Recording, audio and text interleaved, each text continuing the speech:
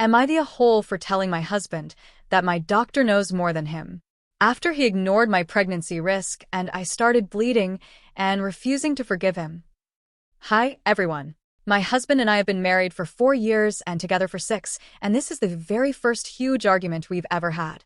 I, F24, am currently 33 weeks pregnant with his M31 baby. Up until this point, I really thought we had the kind of marriage people envied. We were always on the same page, or so I thought.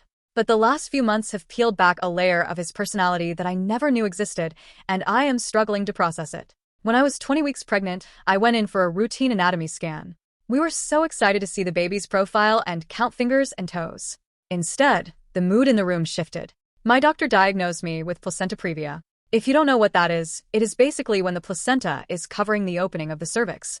Normally, as the uterus expands, the placenta is supposed to move upward and out of the way. My doctor told me at the time that it would likely move as my baby grew, but she wanted to monitor it closely. Weeks went by. I had follow-up ultrasounds, and every time, the news was the same. It hadn't moved. Not an inch. Because of the position, a natural birth is essentially impossible and dangerous because the placenta would exit before the baby, causing massive internal bleeding. So, I am scheduled for a C-section in just 3 weeks. At 20 weeks, I was put on very light restrictions, mostly just don't overdo it.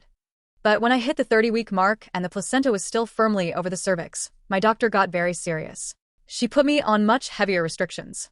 No running, no lifting, no climbing stairs unless necessary, no standing for longer than 3 hours at a time, and most importantly, pelvic rest. That means no sex and no vaginal exams. My doctor explained it very clearly. We want absolutely nothing to potentially irritate the area or make me bleed, because a bleed with previa can be catastrophic and lead to an emergency preterm birth. I have been following these rules to the letter for 3 weeks now. I am terrified of something going wrong. I can feel my daughter kicking, and all I want is to get her to that 36 or 37-week mark safely. But following these rules has been driving my husband fucking insane. I don't understand what happened to the man I married. Every single day for the last 21 days, he bothers me for sex. Every single day. It starts in the morning when we're waking up, or it happens while we're sitting on the couch in the evening. He'll start touching me or making comments about how long it's been. Every single time, I tell him I can't. I remind him of the doctor's orders. I remind him of the placenta. I remind him of the risk of bleeding. Beyond the medical risk, I don't even want to have sex anyway. My tummy is so big, my back aches constantly, I'm dealing with heartburn, and I am always exhausted. I feel like a vessel for a human life right now, and I'm just trying to survive the day. He doesn't really like those answers. He sighs, he rolls his eyes, or he gets this sullen, rejected look on his face that makes me feel guilty for literally trying to keep our baby alive. He started developing this weirdly skeptical attitude toward my OBGYN. He began making comments during dinner or while I was resting. Finally, he came to me and started going on a full-blown rant about how doctors sometimes dramatize things for the sake of their careers and more money. He sat on the edge of the bed and told me that the medical industry is predatory. He said they push for C-sections because they are faster and more expensive than natural births. He actually suggested that the pelvic rest rule was just a way to make me more compliant or to medicalize a natural process. I was like, okay, whatever. I tried to stay calm. I told him that regardless of his theories on the medical-industrial complex, I know I have this condition. I've seen the ultrasounds. I've seen where the placenta is. Obviously, I am going to follow the rules because the risk is too high. He didn't take that answer. He kept pushing and pushing, telling me I was being controlled by fear and that a little bit of intimacy wouldn't hurt anyone. He made it feel like I was the one being unreasonable and cold. He wore me down. I was tired of the arguing, tired of the nagging, and in a moment of weakness and exhaustion, I stopped saying no. We ended up having sex. Almost immediately after, I knew it was a mistake. But the real terror started a few hours later. I went to the bathroom, and I saw blood. Not just a little bit of spotting, it was really heavy bleeding. My heart stopped. I felt this cold wash of pure adrenaline and horror go through my entire body. I was sitting on the floor of the bathroom, crying, shaking, trying to figure out what to do. I felt like I had just killed my baby because I couldn't hold a boundary with my husband. I ended up calling my doctor's emergency line at 2 a.m. She told me to come into the labor and delivery ward right away. The whole car ride there, I was just sobbing. I couldn't even look at my husband. He was quiet, finally looking scared, but his fear felt like an insult compared to what I was feeling. I was imagining that in an hour, I would be on an operating table having an emergency C-section for a baby that is only 33 weeks old. I was thinking about NICU stays, lung development, and the possibility of losing her. When we got to the hospital, they hooked me up to the monitors. They checked the baby's heart rate and checked for contractions. We quickly figured out that I am not in preterm labor. The sex had caused a partial abruption or irritation of the placenta, causing the bleed. The nurses told me that as long as the bleeding stopped and stayed stopped, it would be okay, but I had to be monitored for several hours. While I was lying there in the hospital bed, the doctor asked my husband to leave the room so she could perform a check.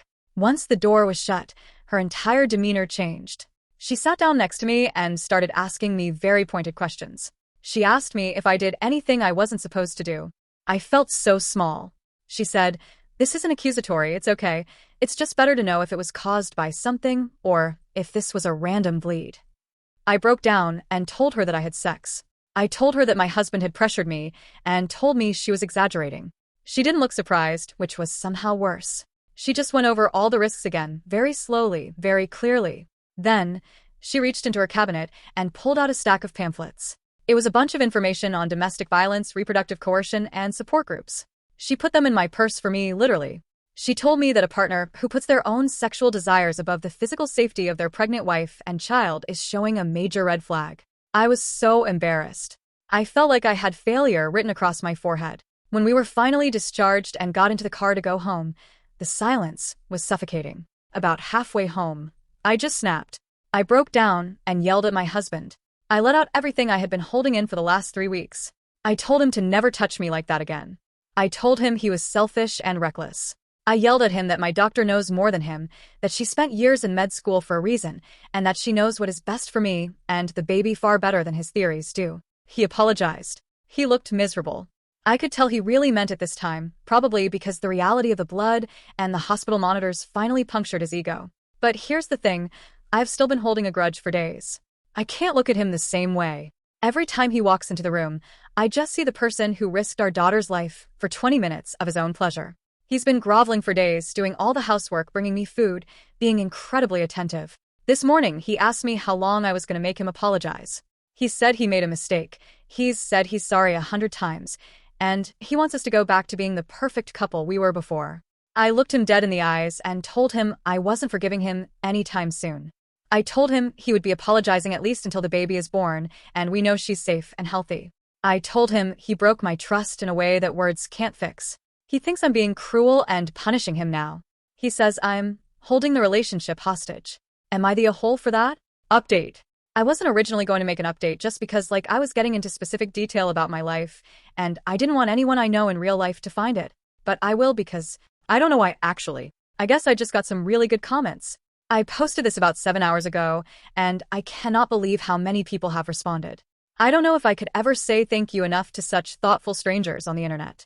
After I posted, I didn't really step away from my phone for a while. I read through more responses than I probably should have, but it forced me to look at everything in a way I hadn't allowed myself to before. A lot of people were very direct about what had happened, and that was hard to sit with. I had been describing it one way in my head, softening parts of it without even realizing, and seeing other people call it exactly what it was made it impossible to keep doing that. Originally, I had a simple plan. I was going to talk to my doctor at my next appointment, maybe tell my sister-in-law, and decide from there.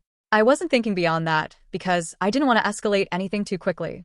I rescheduled my appointment so I could be seen sooner, even though I knew I could probably go in without one. I didn't want to have to explain anything to my husband before I had actually spoken to someone who knew what they were talking about. The more I thought about it, the less steady I felt. It stopped feeling like something I could just handle quietly and then move on from. I kept going back to the moment in the bathroom when I was bleeding and how scared I had been. That feeling didn't really go away, it just shifted into something more constant. I ended up calling my sister-in-law as soon as she finished work. We don't talk every day, but she's always been someone who speaks plainly and doesn't try to smooth things over just to keep the peace. She and my brother have never been particularly fond of my husband, which I used to think was just personality differences. That perspective feels different now. The conversation lasted a long time. I didn't rush through it or avoid anything. I told her what happened in detail, including parts one had left out before. There was a long pause at one point, and then she started asking me very specific questions, not in a way that felt invasive, but in a way that made it clear she was trying to understand exactly what had happened. At some point during that conversation, it stopped being something vague. She called it what it was, without hesitation. Hearing that out loud from someone who knows me, someone who isn't a stranger online, made it feel more real than anything else had up to that point. We talked about how my mom had reacted when I mentioned parts of this before, how she had downplayed it and focused on keeping things stable in the marriage. My sister-in-law was furious about that. Not loud, but controlled in a way that made it clear she wasn't going to let it go. It made sense why I hadn't gone to her sooner. I knew she would react like this, and I think I wasn't ready to deal with that level of certainty. She told me to go to my doctor and be completely honest about everything. No minimizing, no leaving things out. She said she would talk to my brother and figure out how they could help from their side. She also said she would come as soon as she could get a flight, even if my brother had to stay back with their kids for the time being. That gave me something solid to hold on to. It didn't fix anything, but it made me feel less like I was dealing with it alone. When my husband got home that evening, I hadn't pulled myself together the way I had planned. He noticed right away that something was wrong. He was calm, attentive, asking if I was okay, trying to figure out what had upset me. That's how he usually is, which made everything feel even more confusing. I hadn't intended to tell him anything. The plan was to keep things neutral until I had spoken to my doctor. But the way he was acting, the way I'm used to talking to him about everything, it broke down that plan faster than I expected. I told him what I had been thinking about. Not everything at once, but enough that it was clear where the conversation was going. I told him that what happened wasn't okay, and that it had scared me, not just because of the bleeding but because of how it happened. He didn't react the way I expected. There was a moment where he looked genuinely confused, then defensive almost immediately after. He focused on the wording more than anything else, like that was the problem rather than what had actually happened. The conversation escalated quickly. It didn't stay calm for long. I tried to explain what I meant, but he cut across it, insisting that what I was saying didn't make sense. He framed it as an accusation that didn't apply to him, something exaggerated or taken out of context. At one point, he started dismissing it entirely, talking down to me in a way that felt familiar, but more intense than usual. That tone pushed things further than they might have gone otherwise. I told him directly that what he did was not acceptable and that I wasn't going to pretend it was. He laughed at that, which shifted everything again. It wasn't disbelief. It was more like he didn't take it seriously at all. That reaction made it impossible to keep the conversation from turning into an argument. I tried to leave the room to end it, but he grabbed my wrist before I got very far. It wasn't for long, and he let go when I pulled away, but it was enough to make me stop completely. He immediately tried to brush it off, making a comment that turned it into a joke about definitions and exaggeration. That moment settled something for me in a way the rest of the conversation hadn't. It made it clear that staying there and continuing the discussion wasn't going to lead anywhere productive. I told him I didn't want to be around him. He responded by telling me to leave if that's what I wanted. When I said I would, he threw his credit card towards me and told me to get a hotel. So I did. I packed quickly, not taking much beyond what I needed for a couple of days. The drive felt longer than it actually was. I kept expecting him to call or message in a way that would make me turn around, but it didn't happen. I checked into a hotel and sat there for a while, without really doing anything. It didn't feel like relief, just a pause. My sister-in-law texted to say she had booked a flight and would be there as soon as she could. Knowing she was on her way helped more than anything else at that point. My husband has called several times since then. I haven't answered. I don't know what he would say, and I don't think I'm ready to hear it yet. I've never seen him that angry before. Not like that. It's making me think about what happens next in a way I hadn't considered before. The idea of telling him I want to leave permanently feels different now. It doesn't feel like a conversation. It feels like something that could escalate in ways I can't predict. He wanted this baby more than I did in the beginning. I came around to the idea over time, and I love her already, but that dynamic is still there. The thought of trying to leave, and what that would mean in terms of custody or legal issues, is overwhelming. Every time she moves, it's a reminder of what's at stake. It's not just about me anymore. That's the part that makes everything heavier. It's not a decision I can make lightly or quickly, even though part of me wants to resolve it immediately. I've been reading through some of the resources people linked, including the document about abusive dynamics. A lot of it matches things I hadn't connected before. Not everything, but enough that it's hard to ignore. My appointment with my doctor is tomorrow. I don't know exactly how that conversation is going to go, but I know I need to be honest about everything this time. For now, I'm staying here and waiting for my sister-in-law to arrive. I don't feel okay, but I feel more certain than I did before about what actually happened and what needs to be taken seriously. Also, I am just now opening this PDF everyone linked, but it's already making a lot of sense. Thank you very much for that. Update 2. This one is quick, and for the people who wanted me to verify that I am okay, love. I genuinely don't know what to say about the amount of support I got. Thank you so very much. August 7th, I posted my update, and I mentioned having Braxton Hicks for the first time. I was urged to go to the hospital. I originally wasn't going to, but Thank goodness that I did, because by the time I walked in the door, I was bleeding so heavily it was down my legs. Everything after that point moved quickly in a way that didn't leave room to process anything properly. I remember checking in and trying to explain what was happening, and then suddenly there were multiple people around me at once. It wasn't chaotic in a loud sense, but there was urgency in how they were moving and speaking to each other. I was taken straight through without the usual waiting, and it was clear from the start that they were concerned. They started monitoring me immediately. There were questions, quick checks, and then more people coming in. I didn't fully understand what was going on until someone said the words clearly enough for it to sink in. They told me they suspected a placental abruption and that they needed to act quickly. At that point, it stopped feeling like something that might resolve on its own and became something much more serious. There wasn't time for long explanations. They explained enough for me to understand that my baby needed to be delivered right away and that they were preparing for an emergency C-section. I signed forms without really reading them because there wasn't time to hesitate. Everything was focused on getting me into surgery as fast as possible.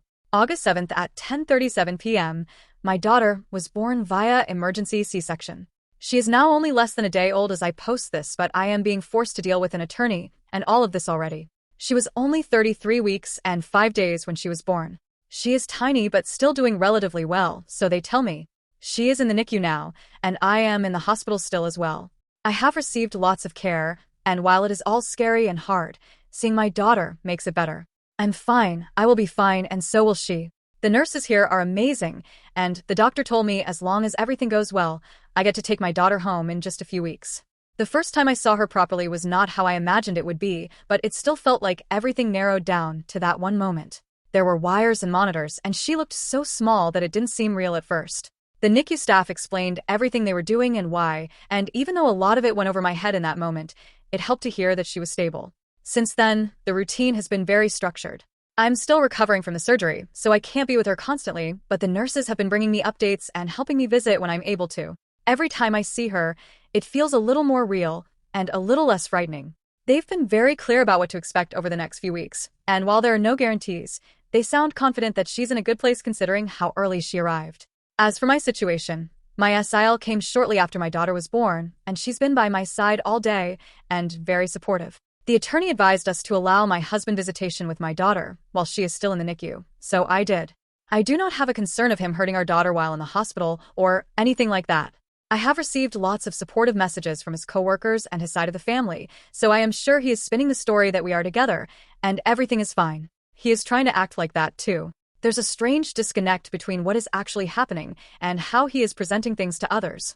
From the outside, it probably looks like a couple dealing with a premature birth together.